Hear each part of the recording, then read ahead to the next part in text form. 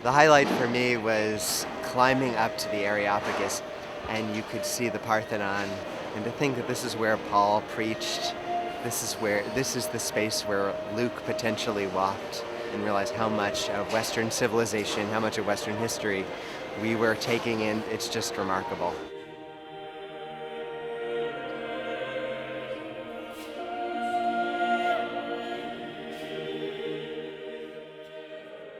The music that SCHOLA sings is polyphonic Western music. Greek Orthodox music is very different. It's never in harmony. It's always in unison. But there was something very communal about it. The conductor was singing, facing the same way as the rest of the group.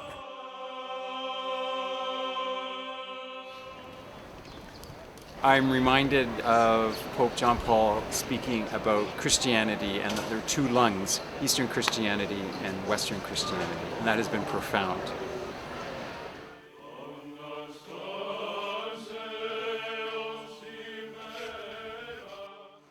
On the dome, we put the head of Christ, the head of the church.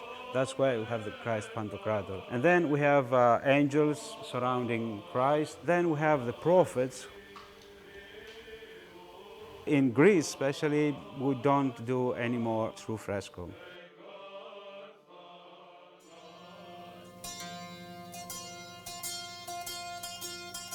We spend a year and a half preparing the program for this trip, through lectures, through colloquia, through classes, through master classes, all throughout the year.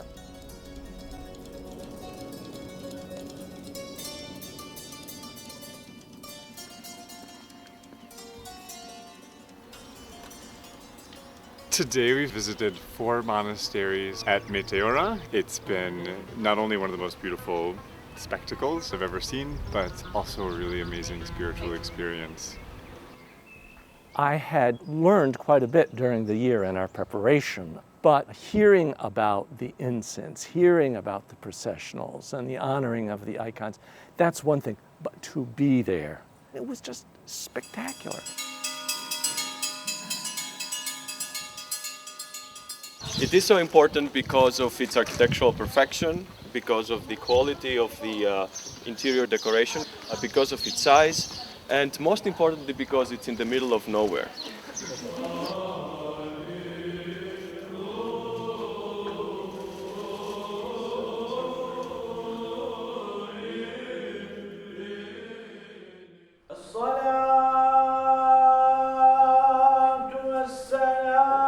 All of Istanbul has been sort of my joy for this trip. There was something about the bus ride from the airport. The landscape is so strikingly different.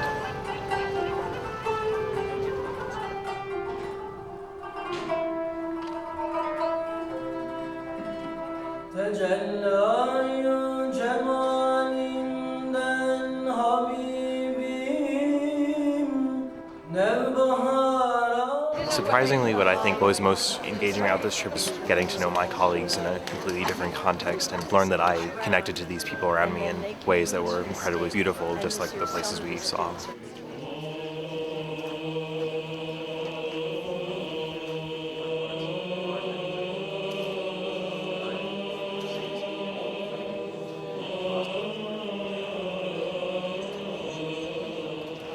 And you'll notice that in different parts of the building you have different groups of saints. You have monastics on one side, bishops on the other, and so on and so forth.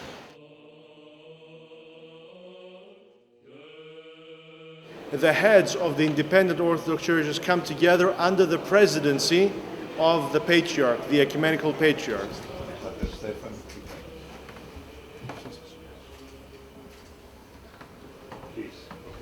We have the dialogues with Islam and Judaism. We convened many conferences here in Istanbul. I try to bring the message of love, mutual respect and reconciliation.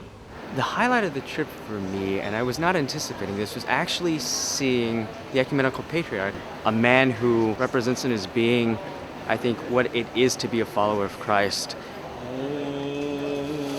I think something that struck me in particular in this trip was going to Hagia Sophia and realizing the many, many layers. It being a church, it being a mosque, it being a museum. It keeps it alive to me even though it's so old.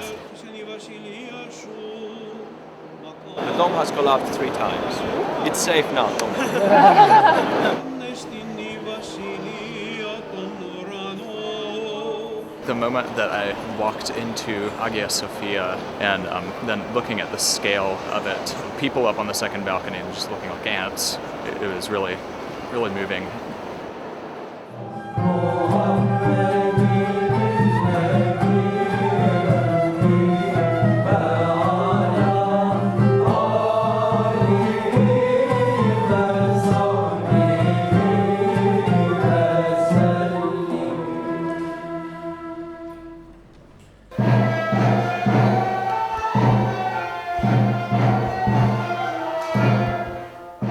I didn't realize that the dervishes were part of a ceremony, a ritualistic ceremony, and that they were something private. It was such an intense experience. I just broke into tears because it was so emotional.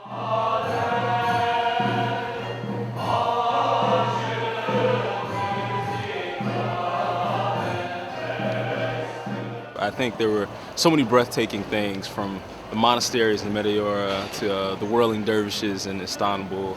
There was just collective moments of rapture and flood of emotion. There was so much that couldn't even be verbalized. The real essence of the trip is something that I grasped a lot later. I've started to really appreciate all the things that we saw as we get back into the semester. Those things are just really coming alive again in my imagination and my memory. And I feel filled with awe and gratitude all over again.